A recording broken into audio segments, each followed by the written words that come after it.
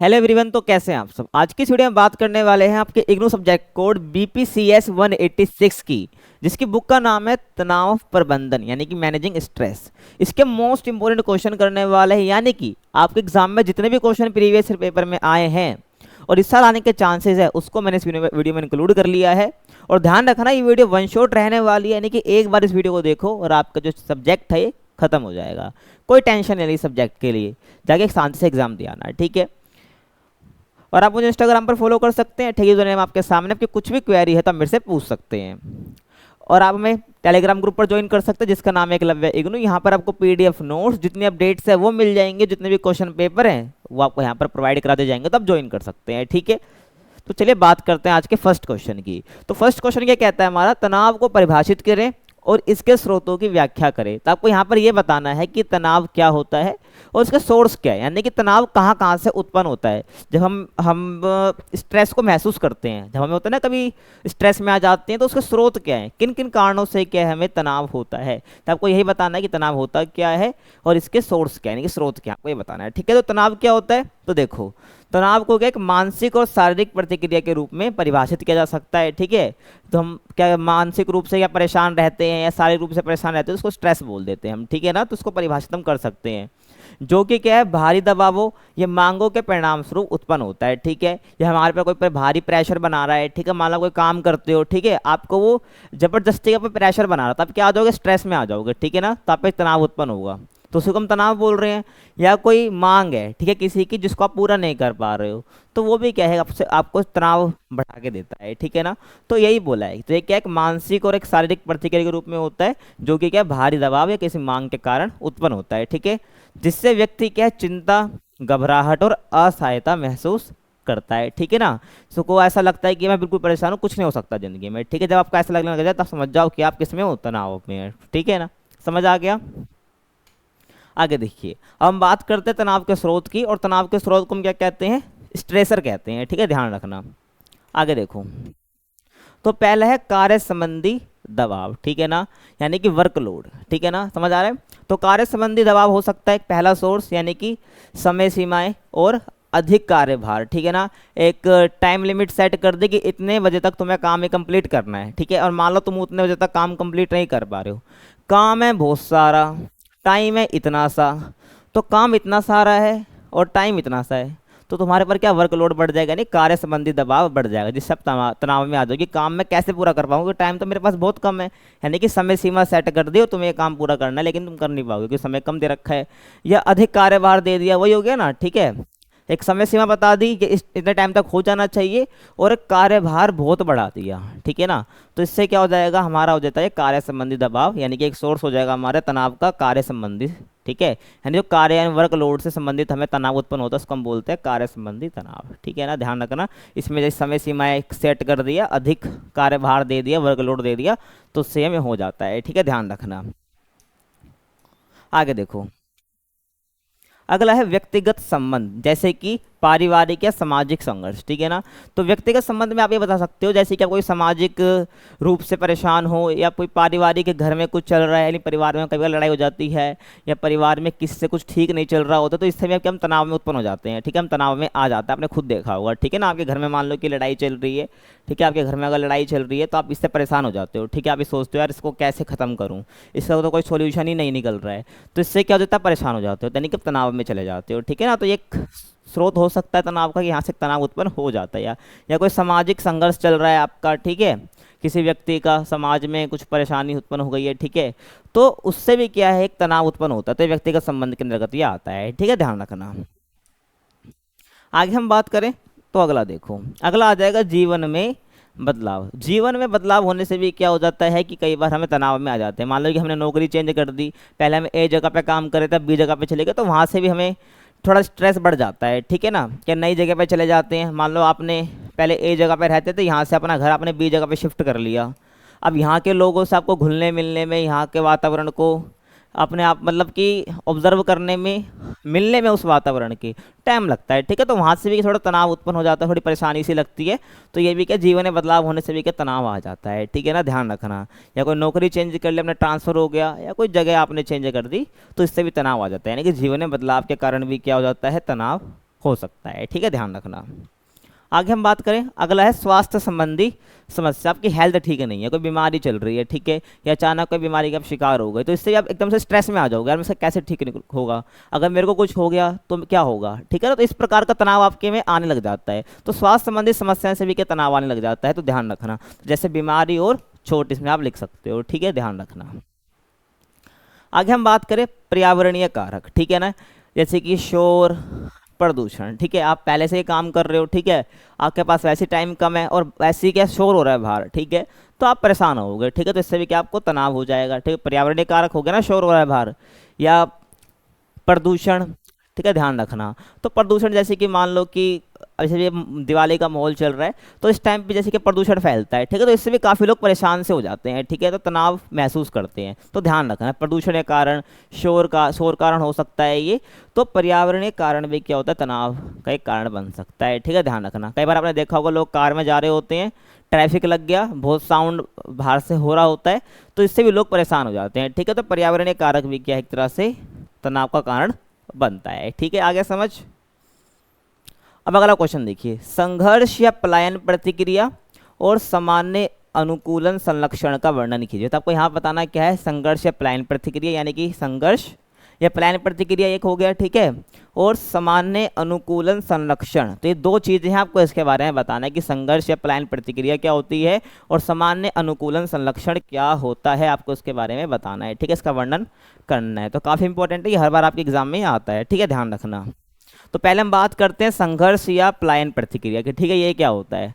तो देखो, तो ये क्या है, ये प्रतिक्रिया तब उत्पन्न होती है जब व्यक्ति को किसी खतरे या तनावपूर्ण स्थिति का सामना करना होता है, ठीक है। तो संघर्ष या पलायन प्रतिक्रिया, ठीक है ना, ये कब उत्पन्न हो, जब किसी व्यक्ति को लगे कि खतरा उत्पन्न होने वाला है, ठीक है भाई, कि तनाव सॉरी खतरा आने वाला है, ठीक है ना। तो अभी क्या है ये, इसको हम बोलते हैं संघर्ष या पलायन प्रतिक्रिया, ठीक है ना। तो तब कब उत्पन्न होती है, तब क्या है, किसी व्यक्ति को किसी खतरे या तनावपूर्ण स्थिति का सामना करना पड़ता है, ठीक है। फॉर एग्जांपल, सबसे अच्छा एग्जांपल मैं इसका यहाँ बता सकता हूँ कि आप गली में जा रहे थे किसी में, ठीक है, और किसी गली में आपको एक मिल गया कुत्ता, ठीक है, आपके पीछे पड़ गया, तो वहाँ पर कोई खतरा महसूस हुआ, ठीक है, तो वहाँ पर आप तेजी की भागे, तो आपने क्या करा, वो संघर्ष करा, ठीक है ना। संघर्ष या पलायन प्रतिक्रिया इसको हम कहते हैं, ठीक है ना। तो आपके लिए एक तनावपूर्ण स्थिति, तो कैसे उसमें निकलना है ना, तो एक तनावपूर्ण स्थिति वो आपकी है, किसी को एक खतरा है आपके लिए, ठीक है ना, तो काट ले फिर इंजेक्शन लगाते फिरोगे, तो ये सब बता सकते हो उसमें, ठीक है ना। उसके बाद इस स्थिति में क्या होता है कि शरीर क्या है,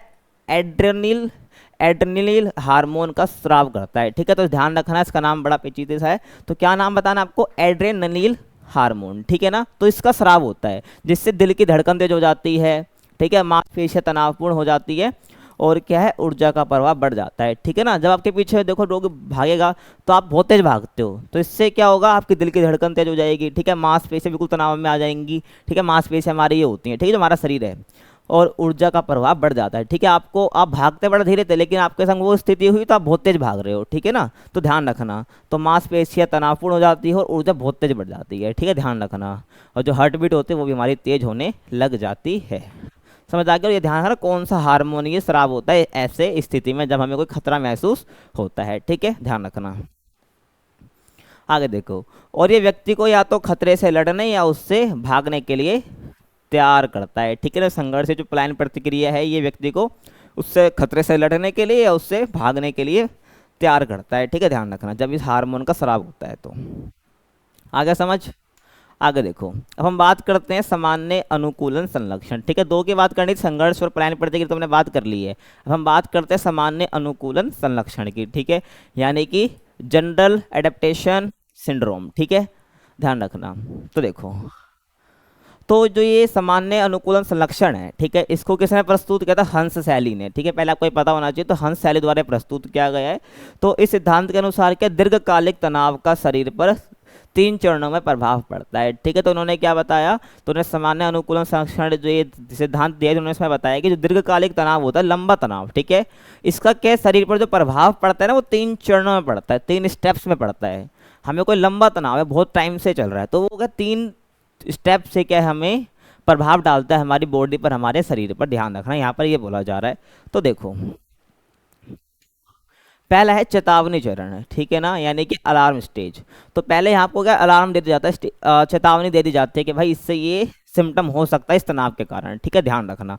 तो पहला इसमें आप क्या बता सकते हो, तो इस चरण में क्या तनाव का प्रारंभिक जवाब होता है, ठीक है, ध्यान रखना, जहां शरीर क्या प्रतिक्रिया के लिए तैयार होता है, मतलब कि आपको कुछ ना कुछ दिक्कतें आने लग जाती हैं, ठीक है, आपको बहुत टाइम से तनाव चल रहा था, स्ट्रेस में थे आप, लेकिन उसके कुछ टाइम पे बाद क्या होगा, आपको एक चेतावनी मिल जाएगी, आपके कोई से भी बॉडी बॉडी पार्ट है जिससे वो अफेक्ट होगा, जो आपके तनाव से अफेक्ट हो रहा होगा, ठीक है, जो आपके तनाव से क्या है वो अफेक्ट हो रहा होगा, ध्यान रखना। तो उससे क्या आपको चेतावनी मिल जाएगी, ठीक है, आपके शरीर की प्रतिक्रिया आपको मिल जाएगी, वो चेतावनी चरण उसको हम कहते हैं, ठीक है, ध्यान रखना। उसके बाद आता है आपका प्रतिरोध चरण, ठीक है, यानी कि रेजिस्टेंस स्टेज। तो इसमें क्या बताते हो, इस चरण में शरीर के तनाव का मुकाबला करने की कोशिश करता है, ठीक है, हमारे शरीर में भी बहुत, हमारा जो इम्यून सिस्टम होता है, कोई भी हमें परेशानी होती है तो वो उससे लड़ने की कोशिश करता है। तो इस चरण में क्या होता है कि शरीर के तनाव का मुकाबला करना कोशिश करता है और अनुकूलन की प्रक्रिया शुरू करता है, यानी कि जो तनाव है उसको, जिससे वो हो रहा है, मतलब जो भी शरीर में परेशानी हो रही है, ठीक है, शरीर में जो भी दिक्कत खड़ी हुई तनाव से, तो उसको क्या अनुकूल करने की कोशिश करता है, ठीक करने की कोशिश को वो करता है हमारा शरीर, ठीक है। आगे देखो, उसके बाद थकावट चरण आता है, ठीक है।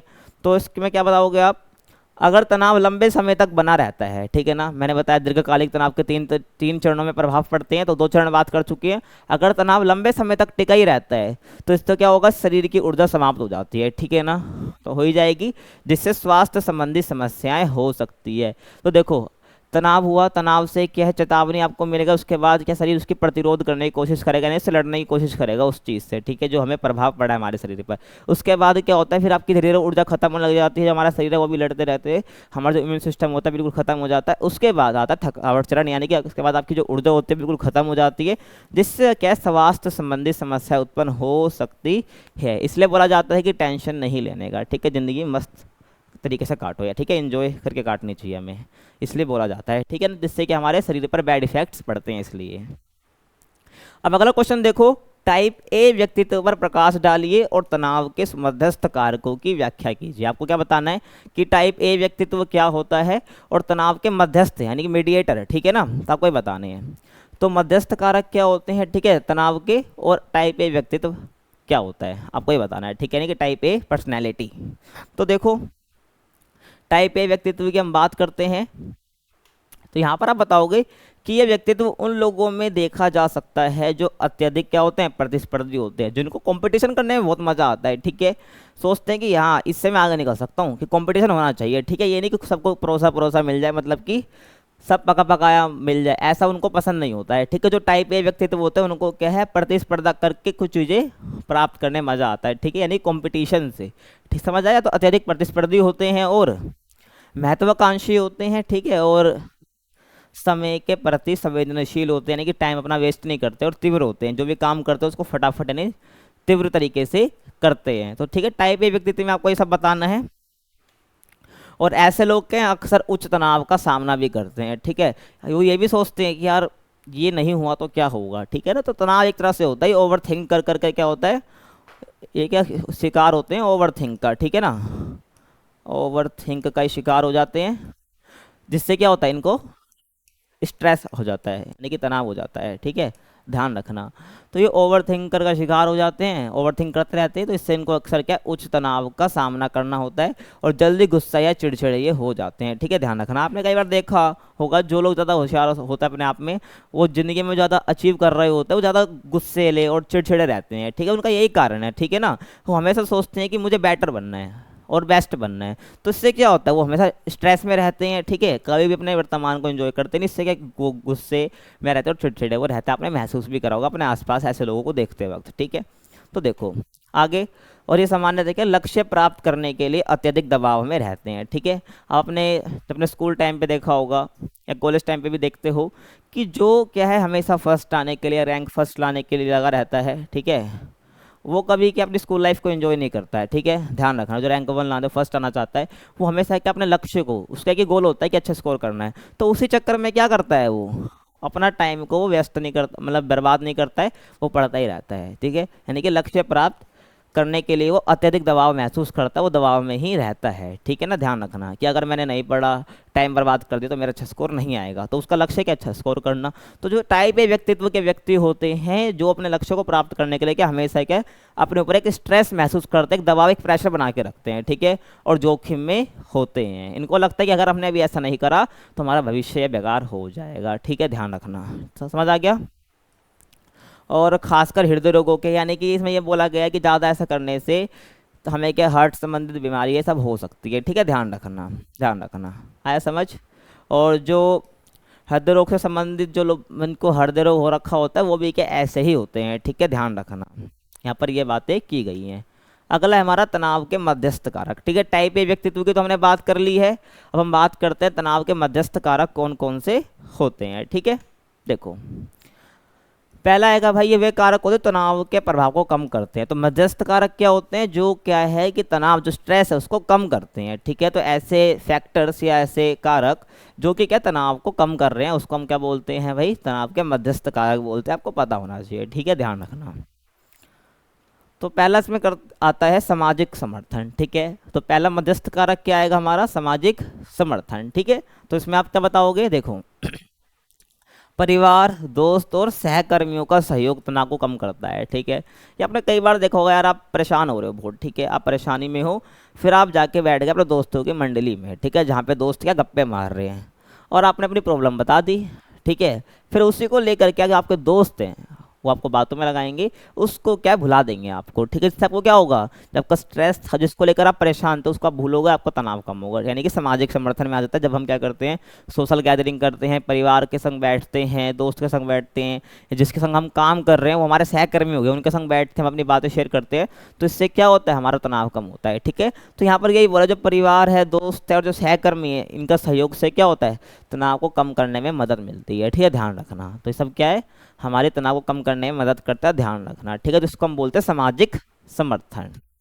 अगला आ जाएगा हमारा समस्या सुलझाने की क्षमता। ठीक है ना, तो देखो तनावपूर्ण स्थितियों में क्या है, समस्याओं को हल करने के उपाय ढूंढने से तनाव कम हो सकता है। ठीक है ना, तो समस्या सुलझा लोगे आप। ठीक है, अगर आपकी क्षमता है कैसे कि आप समस्या को सुलझा लेते हो, तो इससे क्या होगा, आपको क्या है, तनाव आपका कम हो जाएगा। यानी कि आप बहुत टेंशन में हो। ठीक है, आप क्या हो, बहुत टेंशन में हो, एक समस्या है किसी के सामने। ठीक है, एक प्रॉब्लम है किसी के सामने। ठीक है, और उसको सोल्व नहीं कर पा रहा है, लेकिन आप तनावपूर्ण स्थिति में हो, पहले से स्ट्रेस में, लेकिन आपने इसको सोल्व कर दिया। ठीक है, और सोल्व करने के बाद ये व्यक्ति तो खुश हो गया जिसको प्रॉब्लम थी। ठीक है, आपने समस्या का हल कर दिया, इससे क्या होगा कि आपका तनाव भी कम हो जाएगा इसको देखते देखते। ठीक है, या खुद की भी कोई क्या है समस्या है, अगर आप उसको सुलझा लेते हो तो इससे क्या होगा, ऑटोमेटिकली जिस समस्या का आप सामना कर रहे हो आपने सुलझा ली, तो इससे क्या होगा, आपने समस्या का हल कर, जिससे क्या हो गया कि तनाव क्या आपका कम हो जाता है। ठीक है, तो ध्यान रखना कि भाई तनावपूर्ण स्थिति में समस्या का हल निकालने से भी क्या होता है, हमने को सोल्यूशन ढूंढ लिया, तो इससे क्या होता है, तनाव कम हो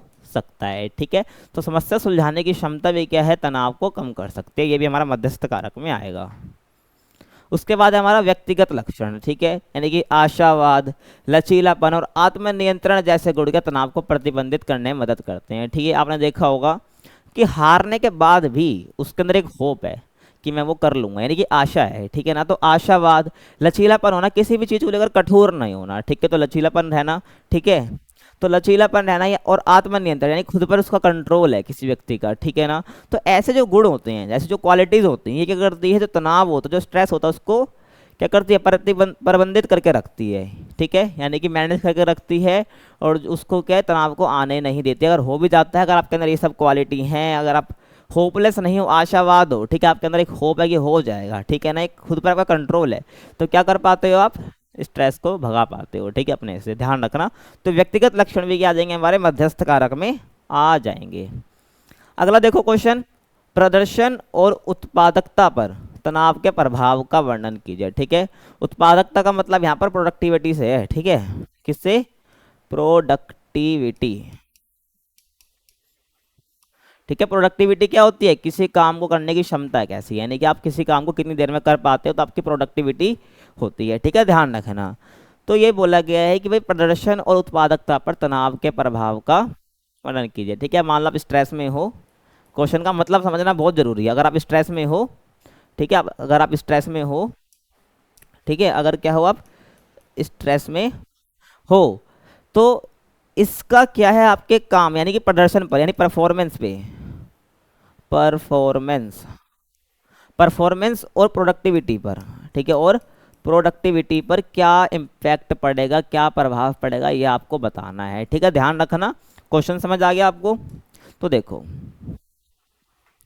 तो तनाव का क्या है, प्रदर्शन और उत्पादन पर क्या है, सकारात्मक और नकारात्मक दोनों तरह के प्रभाव पड़ते हैं, ठीक है, पॉजिटिव और नेगेटिव दोनों तरह के क्या है हमें प्रभाव इम्पैक्ट देखने को मिलते हैं तनाव, प्रदर्शन और उत्पादकता पर, ठीक है। तो दोनों की हम बात करेंगे, सकारात्मक कैसे और नकारात्मक कैसे, ठीक है, बहुत सिंपल है, समझ भी आ जाएगा। तो पहले हम बात करते हैं सकारात्मक प्रभाव, क्योंकि तनाव से क्या है, सकारात्मक प्रभाव कैसे पड़ेगा प्रदर्शन पर और हमारी उत्पादकता पर, ठीक है ना। तो देखो, अब देखो, हल्का तनाव यानी कि हमें नॉर्मली के स्ट्रेस है, ठीक है, हल्का तनाव क्या करता है, हल्का तनाव व्यक्ति को अधिक ध्यान केंद्रित करने, प्रेरित रहने और कार्य को बेहतर ढंग से पूरा करने में मदद कर सकता है, ठीक है ना। सबसे अच्छा एग्जाम्पल एग्जाम टाइम का समझ सकते हैं। देखो, जैसे कि आपको एक एग्जाम में मिले हैं, ठीक है, आपको एक एग्जाम में मिले हैं 5 दिन, ठीक है, और मान लो एक ही एग्जाम है, ठीक है ना, मान लो एक एग्जाम में है, एक एग्जाम में 5 दिन है यही, ठीक है ना, ये और 5 दिन मिलते हैं, और एक उसमें मान लो शायद आपको 2 दिन मिले हों, ठीक है, दो एक सिनेरियो लेके चलते हैं कि एक एग्जाम में उसे 5 दिन मिले और एक में 2 दिन मिलते हैं, ठीक है, ठीक है, एक एग्जाम में अगर आपको इसमें 5 दिन मिलते तो आप क्या है 5 दिन तक अपना सिलेबस कंप्लीट करते, यानी कि रिवीजन करते, ठीक है ना, बहुत आराम आराम से करते, तो इससे आपको स्ट्रेस बहुत कम रहता ही नहीं, ठीक है ना। लेकिन अब आपको 2 दिन मिले हैं, क्या मिले हैं, 2 दिन मिले हैं एग्जाम के लिए, तो आप क्या करोगे, इस 2 दिन में फटाफट क्या करोगे, अपना सिलेबस को खत्म करोगे, रिवीजन करोगे। तो यहाँ पर आपने क्या करा, अपना ध्यान केंद्रित करके रखा, ठीक है, पर्टिकुलर 2 दिन में आपको खत्म करना था, इसलिए अगर इसकी जगह आपको 5 दिन दे दिए जाते या 10 दिन मिल जाते तो आप बहुत स्लोली स्लोली करते, ठीक है, आपको यानी 10 दिन मिलते तो आपको बिल्कुल भी स्ट्रेस नहीं रहता, तनाव नहीं रहता। तो यही बोला कि हल्का तनाव क्या करता है, व्यक्ति को अधिक ध्यान केंद्रित करने में, प्रेरित रहने में और कार्यों को बेहतर ढंग से करने में मदद करता है, ठीक है। फिर वही बात मैं दोबारा बता देता हूँ। अब मान लो कि आप एक जगह काम करते हो, ठीक है, आप जगह काम कर रहे हो और वहाँ पर क्या है, आपको बोला है कि भाई इतने बजे तक ये काम करना है, ठीक है ना, तुम्हारे पास केवल 5 घंटे हैं, तो 5 घंटे तक ना तुम कुछ करोगे भी नहीं, अपना वही जगह पर बैठे रहोगे, उस काम को कंप्लीट करने की कोशिश करोगे 5 घंटे में, ठीक है, अपना ध्यान केंद्रित करके, ठीक है, और कार्य को बेहतर ढंग से कर पाओगे, ठीक है ना। लेकिन अगर वो बोल दे कि भाई तुम्हारे पास हफ्ता है, इस काम को करते रहो, ठीक है ना, तो तुम हफ्ते तक मजे, चाय की सुर्खियाँ भी भरोगे, ठीक है, और शाम से उठोगे बैठोगे, काम को बहुत मजे में करोगे, ठीक है ना, ध्यान रखना। तो बिल्कुल तनाव आपके ऊपर नहीं रहेगा। लेकिन अगर आपको टाइम से बांध दिया, ठीक है, टाइम बाउंडेशन है, और बिल्कुल बोल दे कि इसके टाइम पर तुम्हें करना ही करना है ये काम, तो इसमें क्या होगा, आपको हल्का सा तनाव आ गया। तो हल्का तनाव क्या करता है, व्यक्ति को अधिक ध्यान केंद्रित करने में, प्रेरित रहने में और कार्य को बेहतर ढंग से पूरा करने में मदद कर सकता है, ठीक है ना। तो ये क्या हो जाएगा, सकारात्मक प्रभाव हो जाएगा, तो इससे काम क्या होता है, बढ़िया हो जाता है, ठीक है ना, तो ये पॉजिटिव प्रभाव हो जाएगा, ध्यान रखना, ठीक है। अब हम बात करते हैं नकारात्मक प्रभाव, जिसको डिस्ट्रेस भी बोलते हैं, ठीक है, ध्यान रखना। तो वो हल्का तनाव की बात थी, लेकिन ज़्यादा तनाव होगा, यानी कि अत्यधिक तनाव क्या करता है, ध्यान और निर्णय लेने की क्षमता को कमज़ोर कर देता है, ठीक है, ज़्यादा ही स्ट्रेस दे दिया, ठीक है। अब मान लो कि 5 घंटे की जगह वो काम 5 घंटे का था, तो आपको 5 घंटे दे दिए, ठीक है ना, वहाँ पर वो हल्का तनाव आपको रहेगा कि हाँ भाई 5 घंटे में करना ही करना है। लेकिन काम 5 घंटे का है, लेकिन आपको दिए 2 घंटे, ठीक है, तो यहाँ पर आपको क्या कर दिया भाई, तनाव ज़्यादा बढ़ा दिया, आपकी टेंशन ज़्यादा बढ़ा दी। तो इसमें क्या होगा, आपको अत्यधिक तनाव में क्या आप काम को ढंग से कर ही नहीं पाओगे, अच्छे काम को बिगाड़ दोगे, ठीक है ना, जब टेंशन में काम करके वो काम ठीक से होगा ही नहीं, तो ध्यान रखना। तो अत्यधिक तनाव क्या करता है, हमारा ध्यान और जो निर्णय लेने की क्षमता उसको कमज़ोर कर देता है, ठीक है, जिससे व्यक्ति की जो कार्य क्षमता है और जो उसकी उत्पादकता है, जो प्रोडक्टिविटी है, वो भी क्या प्रभावित होती है। उस काम को जो 5 घंटे वो अच्छे से कर सकता था, उसको 2 घंटे में तुमने बोल दिया तो वो ऐसे ही काम कर पाएगा, ठीक है, वो ढंग से कर भी नहीं पाएगा, ठीक है ना, ध्यान रखना। तो अत्यधिक तनाव क्या ध्यान और जो निर्णय लेने की क्षमता होती है उसको बेकार कर देता है, यानी कि कमजोर कर देता है, समझ आ गया। और लंबे समय तक क्या तनाव रहने से क्या स्वास्थ्य समस्याएं और मानसिक थकान भी हो सकती है, ठीक है ना। एक ही जगह पर कोई व्यक्ति कंप्यूटर पे काम करता रहता है, ठीक है, तो उसकी मानसिक स्वास्थ्य तो वो भी ठीक नहीं रहता है, ठीक है, उसको मानसिक रूप से काफ़ी थकान हो जाती है, ठीक है, ध्यान रखना, अगर उसमें प्रेशर में वो काम करता है तो। और जो कि अंततः कार्यस्थल पर प्रदर्शन को कम करती है, ठीक है, और जहाँ पर वो काम करता है कार्यस्थल पर जो उसका परफॉर्मेंस है वो बेकार हो जाती है, उसकी परफॉर्मेंस अच्छी नहीं रहती है। तो यहाँ पर यही बताया गया है, ठीक है, ध्यान रखना। हल्का तनाव कार्य को बेहतर बनाएगा आपके, लेकिन तनाव ज़्यादा बढ़ा दिया तो इससे क्या होगा, आपका जो कार्यस्थल पर जो परफॉर्मेंस है, आपकी जो प्रोडक्टिविटी है, वो बेकार हो जाएगी, आपको कई प्रकार की स्वास्थ्य समस्याएं भी होंगी, तो इसके नेगेटिव फैक्टर है, ध्यान रखना, ठीक है ना। तो क्या हो जाएंगे, नकारात्मक प्रभाव हो जाएंगे, ठीक है। अब अगला क्वेश्चन देखो कि तनाव का सामना करने यानी कि कोपिंग, तो तनाव यानी हमारा तनाव को हम बोलते हैं स्ट्रेस, ठीक है। तो स्ट्रेस का सामना करना तो इसको हम कोपिंग भी बोलते हैं, ठीक है ना। तो तनाव का सामना करने को हम क्या बोलते हैं, कोपिंग, तो ध्यान रखना। तो तनाव का सामना करने की प्रकृति और लक्ष्यों की व्याख्या कीजिए। तब को क्या बताना है कि वो जो कोपिंग है इसकी प्रकृति बतानी है और इसके लक्ष्य क्या है ये बताना है, यानी कि तनाव का सामना करना, ठीक है ना, इसकी प्रकृति क्या होती है और लक्ष्य क्या होते हैं, और तनाव का सामना करने को हम कोपिंग बोलते हैं। तो उसकी प्रकृति और लक्ष्य आपको बताने हैं, ठीक है। क्वेश्चन समझ आ गया, तो देखो, तो पहले बात करते हैं कोपिंग की, ठीक है। तो कोपिंग वह प्रक्रिया होती है जिसके द्वारा व्यक्ति के तनावपूर्ण परिस्थितियों का क्या करता है, सामना करने और उनसे निपटने के लिए और भावनात्मक और शारीरिक स्थिति को स्थिर बनाए रखने की कोशिश करता है। तो कोपिंग क्या करता है, जो भी तनाव है तुम्हें दुनिया का, उसमें क्या करता है, उसका सामना करना, उससे निपटना है जल्दी से जल्दी, ठीक है। तो ये प्रक्रिया होती है, इसको हम क्या बोलते हैं, कोपिंग बोलते हैं, समझ आ गया, ठीक है। अब इसे जो आपकी भावनात्मक है और जो शारीरिक स्थिति है उसको स्थिर बनाना है भाई, बैलेंस बना कर चलना है, ठीक है ना।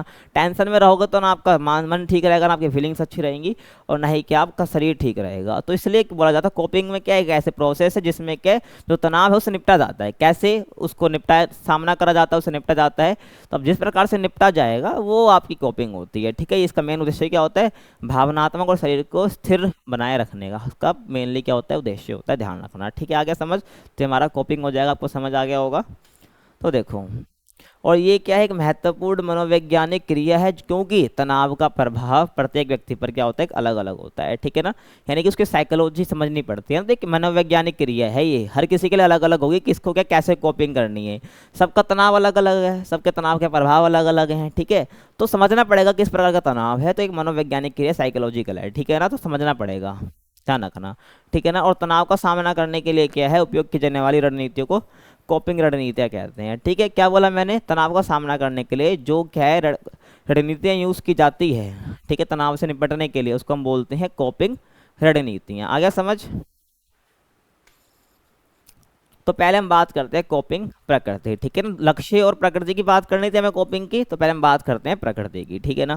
तो देखो, तो कॉपिंग की जो प्रक्रिया है उसके दो प्रमुख प्रकार होते हैं, ठीक है ना। तो कॉपिंग की प्रक्रिया दो प्रमुख प्रकार की होती हैं, तो कौन कौन सी होती है, पहला है हमारा यहाँ पर समस्या केंद्रित कॉपिंग, ठीक है, और दूसरी हमारी आती है, 2 मिनट, दूसरी हमारी है भावना केंद्रित कॉपिंग, इसको हम संवेग भी बोल देते हैं, ठीक है। क्या बोल देते हैं, संवेग, संवेग केंद्रित कॉपिंग, ठीक है। एग्जाम में संवेग केंद्रित आते हैं तो गलत मत कर देना, इसका मतलब यही है, ठीक है ना, ध्यान रखना। तो हमारे एक हो गया भावना केंद्रित और दूसरा मैंने आपको बताया था समस्या केंद्रित, ठीक है ना, समस्या केंद्रित कॉपिंग, तो उसकी हम बात कर रहे थे, ठीक है। तो देखो हम बात करते हैं, पहले दो प्रकृति होती, प्रकृति की मैंने बात करनी है, तो पहले इसमें आ जाएगा समस्या केंद्रित कॉपिंग। तो इसमें आप बताओगे, तो इसमें क्या व्यक्ति सीधे तनाव के स्रोत को पहचानता है भाई। समस्या केंद्रित कोपिंग यानी कोपिंग मतलब तनाव से निपटना, समस्या केंद्रित यानी कि जिस समस्या से तनाव हो रहा है, ठीक है, जिस समस्या से तनाव हो रहा है उसको पहचान लो, कहानी खत्म, ठीक है ना। उसको पहचान लिया हमने, तो क्या होगा, इससे समस्या को पहचान लिया आपने, उसका हल निकाल लिया, उसको दूर कर लिया समस्या को, तो आपका क्या टेंशन जो तनाव है वो खत्म। तो बस यही तो बात हो रही है यहाँ पर। तो समस्या केंद्रित कोपिंग में क्या होता है, यानी कि समस्या केंद्रित समाधान में क्या होता है, इसमें होता है व्यक्ति सीधे तनाव को ही, स्रोत को ही पहचान लेता है भाई, कि जो मुझे तनाव आ रहा है, मुझे टेंशन जो हो रही क्यों हो रही है, इसका सोर्स क्या है, उसको पहचान लेता है और उसे दूर करने की कोशिश करता है, ठीक है, समझ आ गया। एग्जाम्पल के लिए, अगर किसी व्यक्ति को क्या काम में अत्यधिक तनाव हो रहा है भाई, काम में बहुत क्या प्रेशर हो रहा है, ठीक है, मतलब कि स्ट्रेस हो रहा है, ठीक है ना, ध्यान रखना, तो वह क्या करेगा, अपने समय का प्रबंधन करके काम के बोझ को कम करेगा भाई। भाई उसको काम पर क्यों हो रहा है दबाव इतना, उसको स्ट्रेस क्यों हो रहा है, या तो उसका टाइम मैनेज ढंग से नहीं हो रहा है, ठीक है, काम जब भी तो रह पा रहा है, रह जा रहा है उसका, सभी को उतना टाइम मेरे सबका काम हो रहा है, उसका नहीं हो रहा है, तो इसका मतलब है वहाँ पर क्या है, उसको समय का प्रबंधन करना पड़ेगा, ताकि क्या काम उसका टाइम पर हो जाए, उसको स्ट्रेस भी ना हो, ठीक है। तो उसको समय टाइम मैनेजमेंट करके क्या कर सकता है, वो काम के बोझ को कम करने का प्रयास वो कर सकता है, ठीक है, ध्यान रखना। तो हमारा क्या हो जाएगा, समस्या केंद्रित कोपिंग हो जाएगा। तो इसका पर्पस क्या होता है समस्या केंद्रित कोपिंग का, तो तनाव का मुख्य कारण क्या है? हल करना। ठीक है, तो तनाव का मुख्य कारण हल करना है, यानी कि तनाव का मेन रीज़न क्या है उसका हल करना, उसको सोल्यूशन निकालना, और ये उस स्थिति को बदलने या उसमें सुधार करने पर ध्यान केंद्रित करता है। ठीक है, जो समस्या है ना उस स्थिति को बदलना है या उसमें सुधार करने पर ये केंद्रित होता है, तो इसलिए इसको ध्यान रखना, जिसको तनाव पैदा करती है। ठीक है, वो वाली स्थिति को सुधारना है, बदलना है। ठीक है, तो इसका ये उद्देश्य हो जाएगा, मैंने आपको बता दिया। ठीक है, कि क्या होता है हमारा समस्या केंद्रित कोपिंग। ठीक है ना, प्रकृति बतानी है। अब दूसरा, अब देखो भावना केंद्रित कोपिंग। ठीक है, तो इसमें क्या बताओगे? तो इसमें क्या करता है, व्यक्ति तनावपूर्ण स्थिति में उत्पन्न हुई जो भावनाओं का सामना करता है। ठीक है, आप स्ट्रेस में हो, ठीक है, कोई दूसरा व्यक्ति आपसे बोला, ठीक है, आगे, और आपने गुस्से में उसको जवाब दे दिया। ठीक है, तो गुस्सा क्या आया? आपका स्ट्रेस के कारण आपकी एक भावना उत्पन्न हुई, तो गुस्सा एक फीलिंग है जो कि क्या स्ट्रेस के कारण आई। तो ठीक है, तो इसका सामना करना, तो तनावपूर्ण स्थिति में जो उत्पन्न हुई क्या है आपकी भावनाएं हैं, जो फीलिंग्स है, उसका सामना करता है, उन्हें क्या प्रबंधित यानी कि उन्हें प्रतिबंधित करने की कोशिश करता है, उन्हें उसको क्या है रोकने की कोशिश करता है। ठीक है, उस पर लगाम लगाने की कोशिश करता है। तो क्या हो जाएगा हमारा भावना केंद्रित कोपिंग, यानी कि कौन सा भावना केंद्रित समाधान तनाव का। ठीक है ना, तनाव से जो आपकी भावनात्मक रूप से आप ब्याह कर रहे हो, ठीक है, अपने गुस्सा हो गया, चिड़चिड़ापन हो गया, सब आपकी भावनाएं हैं। ठीक है ना, जो कि आप किसी से हो रहे हो, मतलब स्ट्रेस के कारण हो रहे हो, किसी के सामने हो रहे हो, तो आपकी भावना बाहर निकल के आई, तो इसको क्या है ख़त्म करना, कम करना। समझ आ गया? तो ये ध्यान रखना भाई। ठीक है ना, ये हो जाएगा आपका। और जब समस्या को हल करना मुश्किल हो जाता है तब क्या इसी प्रकार के कोपिंग का उपयोग किया जाता है। भाई समस्या तुमसे सोल्व हो नहीं रही है, ठीक है, टेंशन ही ऐसे ले रखी तुमने, तुमसे क्या तनाव खत्म ही नहीं हो रहा, फिर क्या करोगे? एक ही चीज़ बचती है, तुम उसी पे कंट्रोल करोगे। किस पे? तुम्हारी जो भावनाएं हैं। भाई दूसरा तुम्हारा टेंशन क्यों ले? अब वो तुम्हारे पास बात करने आया है, ठीक है ना, तो तुम क्या करोगे? उसको गुस्से में जवाब क्यों दोगे? ठीक है ना, गुस्सा तुम्हें आ रहा है तो उसको दबा के रखना है अंदर, ठीक है, दूसरे पे नहीं करना है। स्ट्रेस तुम्हें है तो उसको कम करना है। तो यानी कि अपनी भावनाओं पर क्या करना, उसका सामना करना। समझ आ गया? तो इसलिए बोला गया है भाई समस्या को हल नहीं कर पाते तो क्या करना पड़ता है, इसी पर काम करना पड़ता है, भावना केंद्रित कोपिंग पर। ठीक है, इसी का उपयोग किया जाता है। एग्जाम्पल के लिए अब क्या करोगे भाई? गुस्सा खत्म कम करना है, चिड़चिड़ापन कम करना है, शांत बैठो एकदम, ठीक है, योग करोगे तो योग कर सकते हो, ध्यान कर सकते हो, और किसी मित्र से बात कर सकते हो। ध्यान रखना। तो ये क्या हो जाएगा हमारा भावना केंद्रित कोपिंग हो जाता है हमारा। समझ आ गया होगा भाई कैसे क्या भावना पर हम क्या कर सकते हैं, उसका सामना कर सकते हैं, ये सब कर सकते हैं। पता आपको मन शांत करने के लिए योग वगैरह किया जाता है। उद्देश्य इसमें आप बता सकते हो स्थिति को ना बदलते हुए, यानी जो स्थिति आपकी समस्या वाली, ठीक है ना, तो उसको ना बदलते हुए भावनाओं को प्रबंधित करने की, प्रतिबंधित कर देना, उस पर लगाम लगाना, ठीक है, और मानसिक शांति प्राप्त करना। आगे समझ भाई? आगे देखो, अब हम बात करते हैं कोपिंग के लक्ष्य की। प्रकृति की तो बात कर ले, अब लक्ष्य की बात करते हैं। तो तनाव के प्रभाव को कम करना, लक्ष्य क्या होता है मेन, इसके पर्पस, उद्देश्य, पर्पस या गोल क्या हो जाएंगे? ठीक है, कोपिंग के, कोपिंग मतलब तनाव को निपटाना। तो उसके लक्ष्य क्या है? तो पहला लक्ष्य बताओगे तनाव के प्रभाव को कम करना, जो तनाव का इम्पैक्ट है उसको भाई कम करना। ठीक है, इसका पहला लक्ष्य हो जाएगा। तो कोपिंग का प्रमुख लक्ष्य क्या हो जाएगा? तनाव के दुष्प्रभाव को कम करना, तो उसके साइड इफेक्ट्स हैं, बैड इफेक्ट्स को कम करना, और मनोवैज्ञानिक तथा शारीरिक स्वास्थ्य को बनाए रखना। ठीक है, समझ आ गया? आगे देखो, मनोवैज्ञानिक समायोजन। ठीक है, इसमें आप क्या बता सकते हो? तो कोपिंग व्यक्ति को क्या है, तनावपूर्ण परिस्थितियों में मानसिक रूप से समायोजित होने और आत्म संयम बनाए रखने में मदद करता है। भाई स्ट्रेस है ना, काम डाउन रहना है, ठीक है ना, यानी आत्म संयम बनाए रखने में मदद करता है। यानी कि जो हमारा कोपिंग है मनोवैज्ञानिक समायोजन, यानी कि मानसिक रूप से शांत होना, ठीक है ना, ध्यान रखना, तो उसको हम बोलते हैं समायोजन। तो मानसिक रूप से समायोजित होने और आत्म संयम, खुद पे संयम पाने में मदद करती है। ठीक है, कोपिंग समझ आ गया भाई? तो इसके लक्ष्य हैं, ठीक है ना। उसके बाद भावनात्मक संतुलन, अपनी फीलिंग से बैलेंस बना कर रखना। ठीक है, ये नहीं कोई आया गुस्से में बोल दिया, चिड़चिड़ापन दिखा रहे हो, तो उसमें बैलेंस बना कर रखना है, कोपिंग का मेनली काम होता है। मैंने पीछे बात भी करी है, ठीक है, भावना केंद्रित कोपिंग पर। तो कोपिंग के माध्यम से क्या व्यक्ति अपनी भावनाओं को नियंत्रित करता है, जिससे क्या उसकी मानसिक स्थिति क्या रहती है, स्थिर रहती है। ठीक है, नहीं मानसिक स्थिति उसकी डमाडोल नहीं होती, स्थिर रहती है। ठीक है, कोपिंग के माध्यम से, ध्यान रखना। आ गया समझ? तो भावना को नियंत्रित करती है, तो ये भी इसका लक्ष्य है, ध्यान रखना। अगला है समस्या समाधान। ठीक है, समस्या का समाधान करना, ये भी कोपिंग का लक्ष्य है। तो समस्या केंद्रित कोपिंग के माध्यम से व्यक्ति के तनाव उत्पन्न करने वाली समस्या को समाधान करता है, ठीक है ना। तो कोपिंग क्या भाई, समस्या का समाधान करना, ठीक। कोपिंग का मतलब क्या, तनाव को कम करना। तो तनाव कम कैसे होगा, समस्या का समाधान करके। तो समस्या का समाधान कैसे होगा, जो मेनली रीजन है, समस्या है, प्रॉब्लम है, उसको खत्म करके। तो ये कोपिंग का लक्ष्य ही तो होगा, ध्यान रखना, ठीक है ना। तो क्या, समस्या केंद्रित कोपिंग के माध्यम से व्यक्ति के तनाव को, जो तनाव उत्पन्न करने वाली समस्या है, उसका समाधान करना, उसका सोल्यूशन निकालना, ठीक है। अब अगला क्वेश्चन है हमारा, तनाव प्रबंधन विश्रांति तकनीक तथा ध्यान का वर्णन कीजिए। तो आपको ये बताना है भाई, तनाव प्रबंधन विश्रांति तकनीक है, ठीक है। विश्रांति का मतलब क्या होता है भाई, पता हो तो कमेंट में बताना, ठीक है, मेरे से पहले। अब तो यहाँ पर इसका मतलब होता है रिलैक्सेशन, ठीक है, रिलैक्सेशन यानी आराम, ठीक है ना, रिलैक्स होना, ठीक है ना। तो तनाव प्रबंधन की विश्रांति तकनीक क्या है, और ध्यान का वर्णन आपको करना है, ठीक है, मेडिटेशन का आपके बारे में आपको बताना है, ठीक है। तो देखो, समझ आ गया भाई क्वेश्चन का मतलब।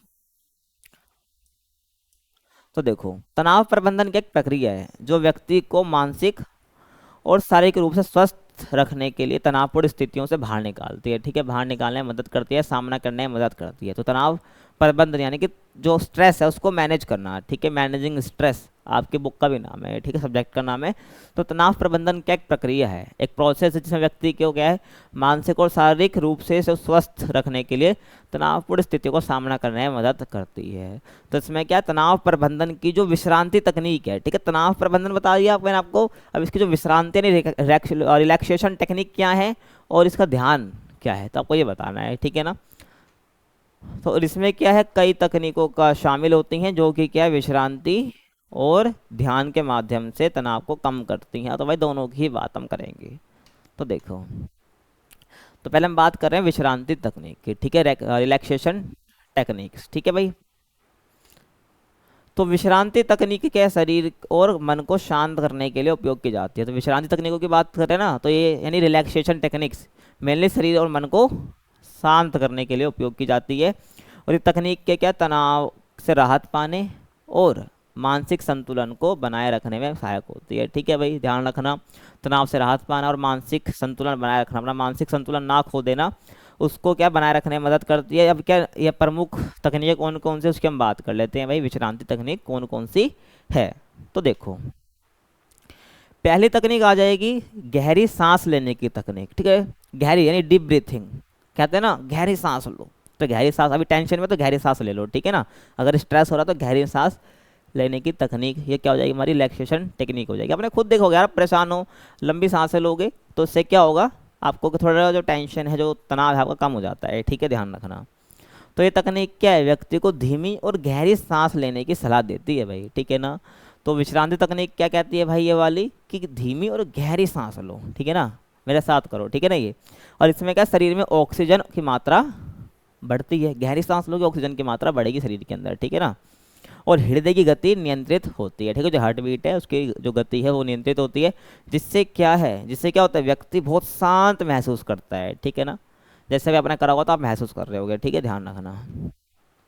अगला है प्रगतिशील मांसपेशी शिथिलीकरण, ठीक है ना। शिथिलीकरण मतलब होता है रिलैक्सेशन, ठीक है, नहीं, प्रोग्रेसिव मसल रिलैक्सेशन, ठीक है, जो मसल आपकी प्रगतिशील है, काम कर रही है, उसको रिलैक्स्ड करना शिथिलीकरण है, ठीक है ना, ध्यान रखना। तो इस तकनीक में क्या होता है, व्यक्ति अपने शरीर के विभिन्न हिस्सों की जो मांसपेशियां हैं, ठीक है, हमारे शरीर में क्या है, चमड़े क्या है, मांसपेशी तो है भाई ये, ठीक है।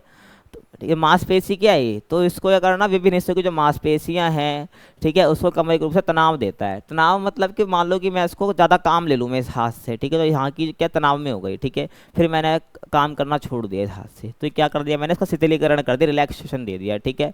या मैंने थोड़ा यूँ कर लिया, ठीक है, हाथ मोड़ दिया, फिर मैंने छोड़ दिया, तो ये क्या करा मैंने, शिथिलीकरण करा, ठीक है ना, ध्यान रखना। तो मांसपेशी को क्रमिक रूप से तनाव देता है, ठीक है, ये जो तकनीक हमें बोलती है ऐसे करने के लिए, ठीक है। फिर उन्हें क्या शिथिल करता है, रिलैक्स कर दो, ठीक है ना। तो ये क्या है, मांसपेशियों के तनाव को कम करने और शरीर को आराम देने में मदद करती है, ठीक है ना। भाई आप काम करो अपने हाथों वगैरह से, तो आपसे मांसपेशी आपकी तनाव तनाव महसूस करती हैं, ठीक है।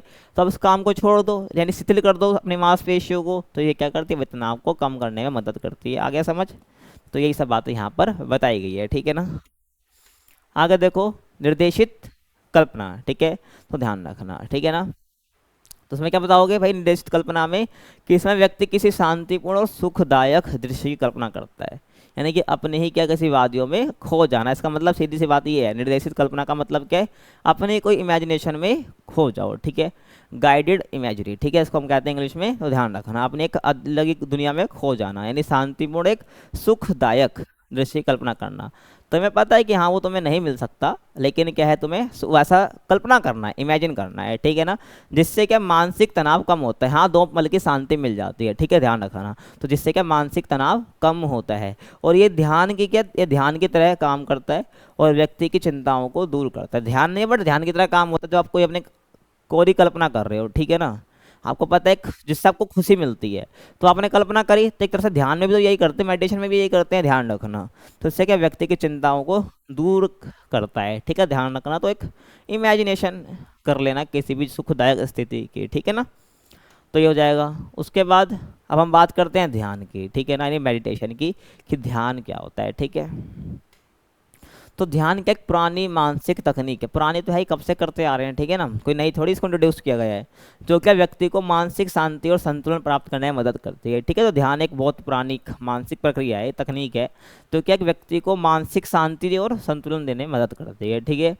और इसका मेनली ध्यान का उद्देश्य क्या होता है, ध्यान केंद्रित करना और व्यक्ति को आंतरिक रूप से स्थिर करना, ठीक है ना, वो आंतरिक तो मैंने उसको शांत करना, आंतरिक रूप से स्थिर करना, ठीक है ना। और ध्यान की कुछ प्रमुख विशेषता क्या क्या होती है, इसकी हम बात कर लेते हैं। देखो, पहला है माइंडफुलनेस ध्यान, ठीक है ना, क्या बताना है मेरे को यहाँ पर, आपको इसकी विशेषता बता रहा हूँ ना, तो पहला आ जाएगा हमारा माइंडफुलनेस ध्यान, ठीक है ना, यानी माइंडफुलनेस मेडिटेशन। तो इसमें क्या बताओगे, इसमें व्यक्ति के वर्तमान क्षण पर ध्यान केंद्रित करता है, ठीक है ना, और अपने विचारों, भावनाओं और संवेदनाओं को बिना किसी निर्णय के अनुभव करता है।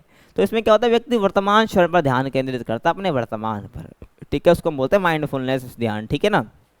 इसमें क्या अपने विचारों, भावनाओं और संवेदनाओं को बिना किसी निर्णय के वो क्या करता है, अनुभव करता है, और ये ध्यान व्यक्ति को तनावपूर्ण विचारों से दूर करने और मानसिक संतुलन बनाए रखने में मदद करता है, ठीक है, ध्यान रखना।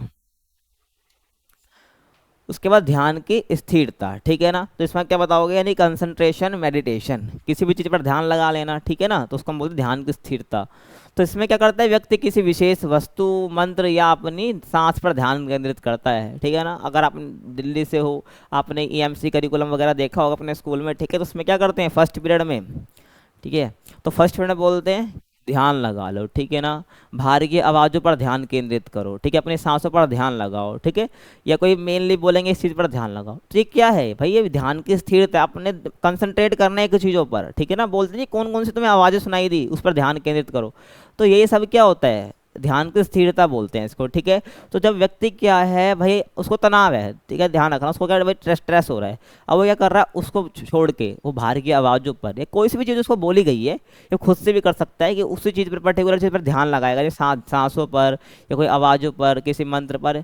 तो ये क्या है भाई, इससे वो उस पर स्ट्रेस है, उसका ध्यान हट जाएगा, ठीक है, उस पर क्या करेगा, पर्टिकुलर किसी चीज़ पर अपना ध्यान केंद्रित करेगा, तो इससे क्या होगा, उसको टेंशन जो उसकी है, जो उसका स्ट्रेस है, वो खत्म हो जाएगा, ठीक है, ध्यान रखना। और ये मानसिक स्पष्टता और ध्यान केंद्रित करने की क्षमता बढ़ाता है, ठीक है ना, इससे ध्यान केंद्रित करना, कंसंट्रेशन पावर वो बढ़ाता है, जिससे तनाव कम हो जाता है। तो ध्यान की स्थिरता मैंने बता दिया आपको, ठीक है, और मैंने यहाँ पर आपको माइंडफुलनेस जो मेडिटेशन है, यही मैंने आपको बता दिया है, ठीक है, ध्यान रखना। अब अगला देखो, ABCD तकनीक पर ध्यान केंद्रित करते हुए संज्ञानात्मक पुनर्गठन की व्याख्या कीजिए, ठीक है ना। तो आपको क्या बताना है, ABCD तकनीक क्या होती है, ठीक है, पर ध्यान केंद्रित करते हुए आपको संज्ञानात्मक पुनर्गठन के बारे में बताना। दो क्वेश्चन है यहाँ पर, एक ये तकनीक बतानी है और आपको संज्ञानात्मक पुनर्गठन बताना है, ठीक है ना, क्या होता है, तो उसकी व्याख्या करनी है आपको। देखो, तो ABCD तकनीक, ठीक है ना, इसके बारे में हम डिटेल में बात करेंगे, ठीक है, काफ़ी इंपॉर्टेंट क्वेश्चन है ये। तो ABCD तकनीक पर एक क्या, संज्ञानात्मक व्यवहार थेरेपी है, ठीक है ना, ध्यान रखना, ठीक है, शॉर्ट फॉर्म में क्या होता है, बोलते हैं उसको CBT बोलते हैं, ठीक है ना। संज्ञानात्मक हमारा क्या हो जाएगा, कोग्निटिव हो जाएगा, ठीक है, B से हमारा बिहेवियर हो जाएगा, और T से हमारा क्या हो जाएगा, टेक्निक हो जाएगा, ठीक है, थेरेपी मतलब थेरेपी हो जाएगा T से, ठीक है भाई, तो ध्यान रखना। तो संज्ञानात्मक व्यवहार थेरेपी की तकनीक है जिसका क्या उद्देश्य, नकारात्मक और तनावपूर्ण विचारों को पहचान कर उन्हें सकारात्मक और यथार्थवादी विचारों में बदलना है। ठीक है ना। तो जो ABCD तकनीक है इसका मेनली काम क्या है कि जो नकारात्मक और जो तनावपूर्ण विचार है उसको बदलकर सकारात्मक और यथार्थ में बदल देना। ठीक है ना, यथार्थवादी विचारों से बदल देना। ऐसे विचार होते हैं जो कभी क्या उसको पूरा ही नहीं किया जा सकता, वो तो कोरी कल्पना है। ठीक है, तो उसको यथार्थवादी विचारों में बदलना। ठीक है ना, और सकारात्मक विचारों में, तो इसको हम बोलते हैं ABCD तकनीक। ठीक है, मेनली इसका पर्पस होता है, ध्यान रखना। ठीक है ना। और ABCD तकनीक क्या है? ये एक संज्ञानात्मक व्यवहार थेरेपी है। ठीक है, समझ आ गया भाई। और ये तकनीक क्या है? मानसिक पुनर्गठन के माध्यम से तनाव को कम करने और मानसिक स्वास्थ्य को बेहतर बनाने में सहायक होती है। ठीक है ना, जो ये तकनीक है CBT वाली हमारी, इसमें जो हमारी ABCD तकनीक है ये मानसिक पुनर्गठन के माध्यम से करती तनाव को कम करती है। ठीक है, और हमारा मानसिक स्वास्थ्य बनाए रखने में मदद करती है। ठीक है, समझ आ गया।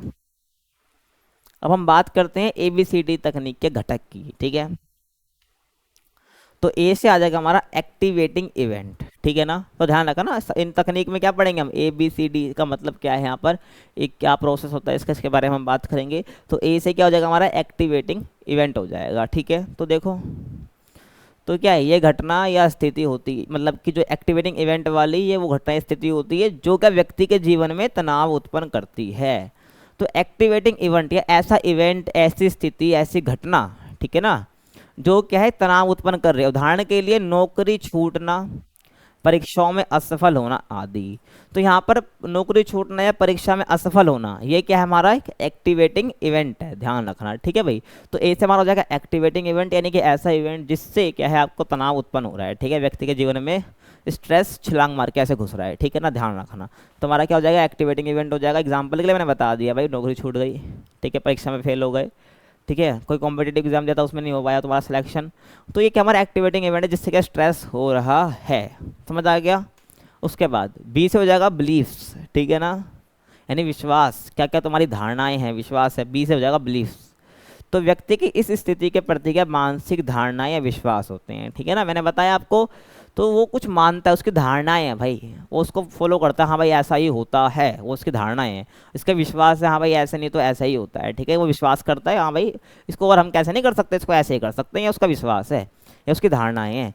तो कोई व्यक्ति के बिलीव्स ऐसे बन जाते हैं। ठीक है ना, तो इनका वो तो बी से क्या हो जाएगा? बिलीव्स हो जाएगा, तो उसको हम क्या बोलते हैं? मानसिक धारणाएं या विश्वास। ठीक है ना, और ये वह विचार होते हैं जो कि व्यक्ति के मस्तिष्क में उस स्थिति को लेकर उत्पन्न होते हैं। ठीक है ना, तो ये विचार क्या है हमारे? तो ये वह विचार होते हैं जो कि व्यक्ति के मस्तिष्क में उस स्थिति को लेकर उत्पन्न होते हैं, मतलब वो धारणा विश्वास जो कि एक उसकी जो स्थिति तनावपूर्ण वाले उस स्थिति को लेकर उत्पन्न होते हैं, ध्यान रखना। और नकारात्मक विश्वास, जैसे कि मैं इस समस्या को हल नहीं कर सकता, तो उसकी ये विश्वास है, धारणा है भाई, मैं इस समस्या से बाहर नहीं निकल सकता, मैं इस एग्ज़ाम को क्लियर नहीं कर सकता। तो इसके बिलीव्स हैं, उसकी धारणा है, उसके विश्वास हैं, तो इससे क्या होगा? एक तनाव में पहुंच जाएगा। ठीक है ना, ध्यान रखना। तो नकारात्मक विश्वास, जैसे कि मैं इस समस्या को हल नहीं कर सकता, तनाव बढ़ाने में योगदान कर सकते हैं। ठीक है ना भाई, तो ऐसी चीज़ों को पहचानना, बिलीव्स को ख़त्म करना है, ऐसे जो नकारात्मक बिलीव्स हैं। ठीक है, तो बी से क्या हो जाएगा? बिलीव्स हो जाएगा, ध्यान रखना। उसके बाद सी से आ जाएगा हमारा कंसिक्वेंसेस। इसका मतलब होता है हिंदी में परिणाम। ठीक है ना,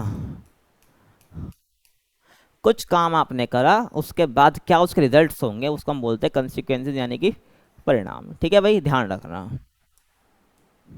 तो देखो इस सी में क्या बताओगे आप? इन विश्वासों के परिणाम स्वरूप उत्पन्न होने वाली भावनाएं और व्यवहार। ठीक है, ए से मैंने बात करी एक्टिवेटिंग इवेंट, तुम्हें भाई कुछ एक्टिवेटिंग जिससे तुम्हें तनाव आया, बिलीव्स। अब तुम्हारे क्या उस स्थिति को लेकर तुम्हारे मन में जो धारणाएं विश्वास चलेंगी, भाई मेरे को उसने निकाला, यानी कि मैं ऐसा होऊंगा तभी उसने मुझे निकाला, तो ये नेगेटिव फैक्टर हो गया। एक नेगेटिव क्या हो गया? ये नेगेटिव इंपैक्ट हो गया, अपने एग्जाम क्लियर नहीं कर पाए, मैंने यार तैयारी नहीं करी होगी, वो मेरे बस की नहीं होगा, तो आपके बिलीव्स हो गए। अब बिलीव्स आपने करा, अब उससे क्या होगा? अब आपने एक, अब जो अपने बिलीव्स बनाए, ठीक है, वो नेगेटिव तो है ही, उससे कुछ कंसिक्वेंसेज भी निकलेंगे। ठीक है ना, तब कंसिक्वेंसेज निकलेंगे तो इससे क्या होगा? तो यहाँ पर इन विश्वासों के परिणाम स्वरूप क्या होगा? उत्पन्न होने वाली भावनाएं और व्यवहार, इसमें आ जाएगा हमारा कंसिक्वेंसेज। ठीक है ना, परिणाम क्या होगा? उससे, उस बिलीफ से उत्पन्न होने वाली आपकी जो फीलिंग्स निकलेगी, वो जो व्यवहार आप करोगे। ठीक है ना, ध्यान रखना। और नकारात्मक विश्वास क्या है?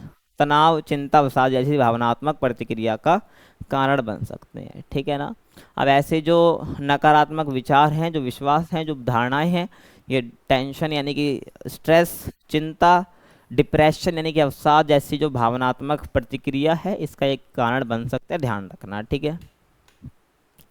डी से हमारा क्या आ जाएगा, डिसिपिटेशन आ जाएगा हमारा, ठीक है। तो इसमें आप क्या बताओगे, ये चरण क्या, नकारात्मक और अवास्तविक विश्वासों को चुनौती देने पर केंद्रित है, ठीक है ना भाई। हमने भाई तनाव का देख लिया, तनाव कहाँ से उत्पन्न हो रहा है, उसके बाद जो बिलीव्स हुए परिणाम क्या निकल के आएंगे। अब इस डी से क्या हो जाएगा हमारा डिसिपिटेशन। इसमें क्या होता है भाई कि जो अवास्तविक और जो नकारात्मक विश्वास है ना उसको चुनौती देना। भाई ऐसा है, तेरे को विश्वास ऐसा क्यों आ रहा है, ठीक है ना। अवास्तविक जो तेरे विश्वास हैं इनको वास्तविक बना भाई, पहली बात तो, ठीक है। तो इस प्रकार से चुनौती देने पर एक केंद्रित है। इसमें क्या होता है, व्यक्ति अपने विचारों को तर्कसंगत ढंग से पुनः मूल्यांकित करता है, ठीक है ना। अगर उससे एग्जाम क्लियर नहीं हुआ है, ठीक है, अगर उससे एग्जाम क्लियर नहीं हुआ है तो उसको तर्क सहित यानी कि तर्क संगत ढंग से एनालाइज कर भाई हुआ क्यों नहीं, ठीक है ना। तो ये इसमें डी से हमारा यही हो जाएगा, ठीक है ना। जो विश्वास है, जो नकारात्मक विचार, उसको चुनौती देना, ठीक है ना। जो व्यक्ति के विचार को तर्क संगत ढंग से मूल्यांकन करना, ठीक है ना। जो भी हुआ है, जो बिलीव्स हमारे मन में है वो ऐसा क्यों हो रहा है, ठीक है ना, उसको एनालाइज करना, ठीक है, उसको तर्क संगत ढंग से पुनः मूल्यांकित करना, फिर से मूल्यांकित करना। तो मान लो आपसे कोई एग्जाम के लिए ना, तो क्यों क्यों नहीं हुआ है, ठीक है, आपने तैयारी कम करी थी, आपने टॉपिक छोड़ दिए थे, तो इस प्रकार से क्या आपको पता चल जाएगा, तो अगली बार से उसको आप फिर से पढ़ लोगे, एग्जाम आपका निकल जाएगा, तो आपको टेंशन खत्म होगी ना। तो यहाँ पर यही बोला गया है, ठीक है ना। तो डी से हमारा यही बोला गया है भाई, व्यक्ति के अपने विचारों को फिर से क्या है तर्क संगत ढंग से मूल्यांकित करता है, ठीक है ना। और ये समझने की कोशिश करता है कि उसके विचार सही हैं या नहीं, ठीक है ना। जब उनने तर्कसंगत ढंग से देख लिया, इवैल्यूएट कर लिया, उस चीज़ को मूल्यांकित कर लिया, अब वो कोशिश करता है, मतलब देखता है कि उसके जो विचार, वो जो सोच रहा था, जो उसकी धारणाएं, जो विश्वास थे उस स्थिति को लेकर वो सही है या नहीं। आया समझ। तो डी से हमारा ये हो जाएगा, ठीक है, जिसको हम बोलते हैं डिसिपिटेशन, ठीक है ना, ध्यान रखना। अगला हमारा ई से इफेक्ट, ठीक है ना। इसके इफेक्ट क्या होंगे, ठीक है ना। तो जब व्यक्ति के अपने नकारात्मक विचारों को चुनौती देकर सकारात्मक और यथार्थवादी विचार अपनाता है, तो एबीसीडी तकनीक है क्या हमारी, नकारात्मक विचारों को चुनौती देकर सकारात्मक और यथार्थवादी विचारों को अपनाना। तो इफेक्ट क्या होंगे, जब व्यक्ति नकारात्मक चुनौतियों को, विचारों को चुनौती देकर सकारात्मक और यथार्थवादी विचार अपनाता है, तब उसे क्या, नई दृष्टिकोण से सोचने और स्थिति को बेहतर ढंग से समझने की क्षमता मिलती है। तो इसका इफेक्ट क्या होगा लास्ट में बताएंगे। तो इससे उसको नया दृष्टिकोण मिलेगा, नया उसको पॉइंट ऑफ व्यू मिलेगा, अब वो नई दृष्टिकोण से सोच पाएगा और उस स्थिति को बेहतर ढंग से समझ पाएगा। भाई वो स्थिति क्यों उत्पन्न हुई थी, मेरे में कुछ कमी थी, उसको सुधार लेंगे तो उससे उसको स्ट्रेस नहीं आएगा, ठीक है ना, ध्यान रखना। उसको क्या नया दृष्टिकोण मिलता है और उस स्थिति को बेहतर ढंग से समझ पाता, सुधार पाता है, ठीक है ना। और इससे क्या होगा, तनाव कम होता है और व्यक्ति अपनी मानसिक रूप से अधिक मजबूत हो जाता है या बनता है, ठीक है ना, ध्यान रखना। आगे समझ। आगे देखो, अब हम बात करते हैं संज्ञानात्मक पुनर्गठन यानी कोग्निटिव, ठीक है, रीस्ट्रक्टिंग, ठीक है ना, रीस्ट्रक्टिंग हो जाएगा यानी कि फिर से उसका पुनर्गठन करना, ठीक है ना, संज्ञानात्मक पुनर्गठन। और ये प्रक्रिया व्यक्ति के नकारात्मक और विकृत सोच के पैटर्न को बदलने पर केंद्रित है, ना। संज्ञानात्मक पुनर्गठन में क्या बताओगे आप कि ये क्या है, व्यक्ति के जो नकारात्मक और जो विकृत सोच है ना, बेकार सोच है, उसको पैटर्न को बदलने का ये पर केंद्रित है। और उसका मेन उद्देश्य क्या है, इसका मेन उद्देश्य में आप बता सकते हो कि सोचने की प्रक्रिया को सुधारना। भाई जैसा तो सोच रहे जब तो ये हो रहा है, ठीक है, नकारात्मक विचार आ रहे हैं, जब ऐसी सोच उत्पन्न हो रही है, तो इसका मेन उद्देश्य क्या है, मेन पर्पस क्या है, सोचने की जो प्रोसेस है उसको सुधारना, उसके सोचने के तरीके को बदलना, ठीक है ना, जिससे क्या तनावपूर्ण स्थितियों का सकारात्मक तरीके से सामना कर सके। जो तनावपूर्ण स्थिति है उसको क्या, उसको सकारात्मक तरीके से क्या निपटा जा सके, सामना किया जा सके, ठीक है ना, ध्यान रखना। और संज्ञानात्मक पुनर्गठन निम्नलिखित चरणों में होता है, ठीक है ना। जो संज्ञानात्मक पुनर्गठन है वो इसके कुछ स्टेप्स होते, चरण होते हैं, उसमें क्या इसको किया जाता है, जिसमें क्या सोचने की प्रक्रिया को बदला जाता है, ठीक है, जिससे क्या तनावपूर्ण जो स्थिति है उसको सकारात्मक तरीके से सामना करा जाता है। तो पहला आ जाएगा नकारात्मक विचारों की पहचान, ठीक है ना। तो इसमें हम क्या करते हैं, नकारात्मक विचारों की पहचान कर लेते हैं। तो सबसे पहले क्या होता है, व्यक्ति को ये समझना होता है कि वह किन नकारात्मक विचारों के कारण तनाव महसूस करता है, ठीक है ना, बहुत सिंपल है, इसकी पहले ही बात हम कर चुके हैं।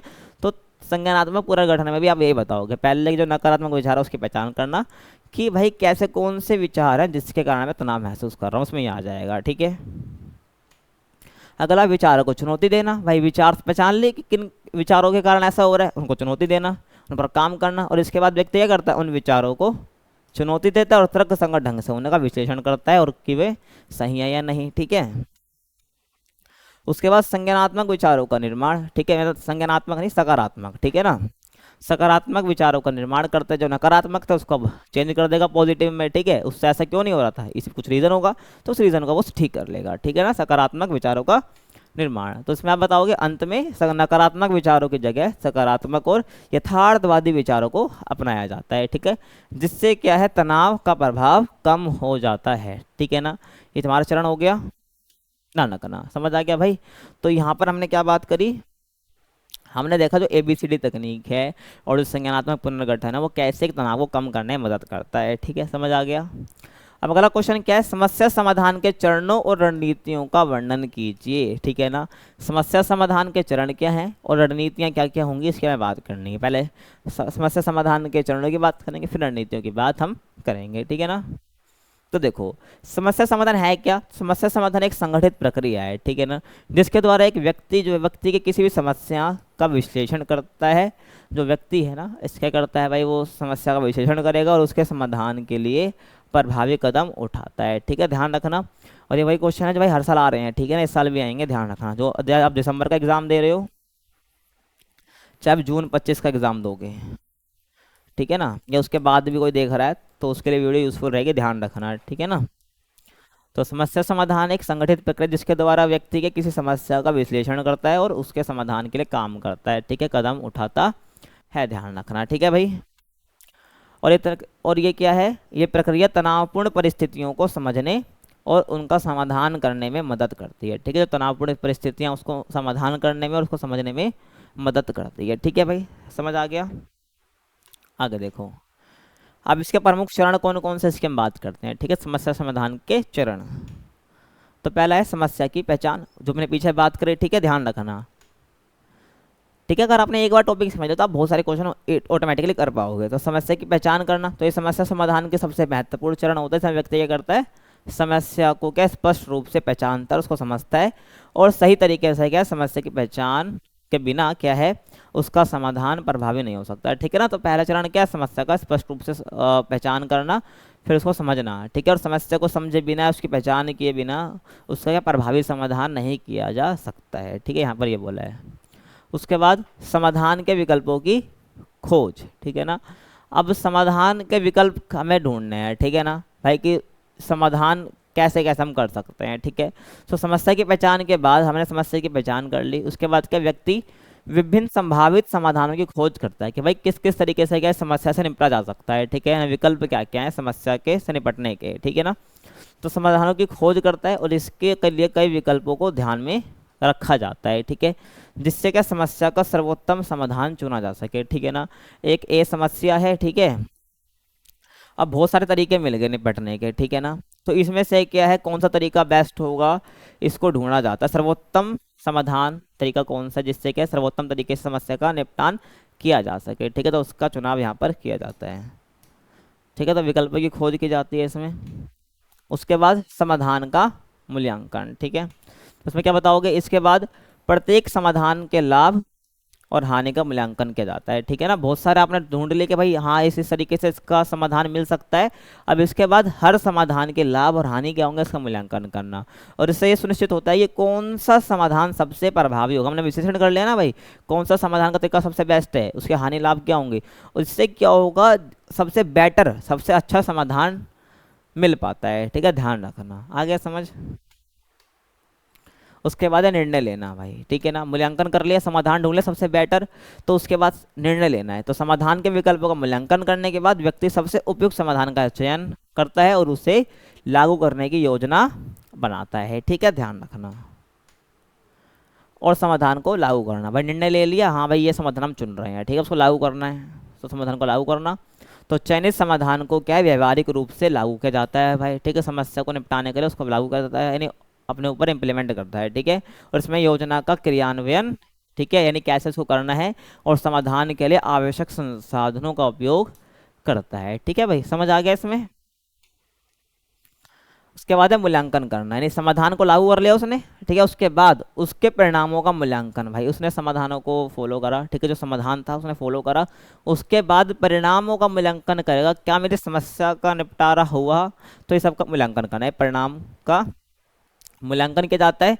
यदि समाधान सफल है तो क्या समस्या हल हो जाती है। ठीक है, समाधान सफल रहा ना, जैसा वो सर्वोत्तम समाधान ढूंढ अगर वो सफल रहा तो समस्या निपट जाती है भाई, समस्या हल हो जाती है। यदि समाधान सफल नहीं रहा तो क्या नए समाधान की आवश्यकता होती है, ध्यान रखना भाई। ठीक है, अब हम बात करते हैं समस्या समाधान की रणनीतियाँ कौन कौन सी होती है। ठीक है ना, ध्यान रखना। तो इसमें क्या बताओगे भाई, तो पहला विभाजन और प्राथमिकता। ठीक है ना, तो समस्या समाधान की रणनीतियाँ, देखिए कौन कौन सा हमें रणनीतियाँ अपनानी है समस्या का समाधान के लिए। तो वहाँ तो हमने बात कर ली, पीछे चरणों की बात करती, यहाँ पर हम क्या करेंगे, समस्या का विभाजन करेंगे। क्या करेंगे, विभाजन करेंगे ऐसे।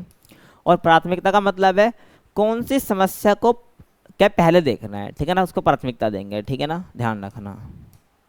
तो इसमें आप ये बताओगे, ठीक है ना भाई। तो समस्या को क्या छोटे छोटे भागों में विभाजित करके, मतलब जो बड़ी समस्या उसको छोटे छोटे टुकड़ों में बांट दिया, हल के मतलब कि विभाजित करके हल किया जाता है, जिससे क्या उसे आसानी से हल किया जा सके।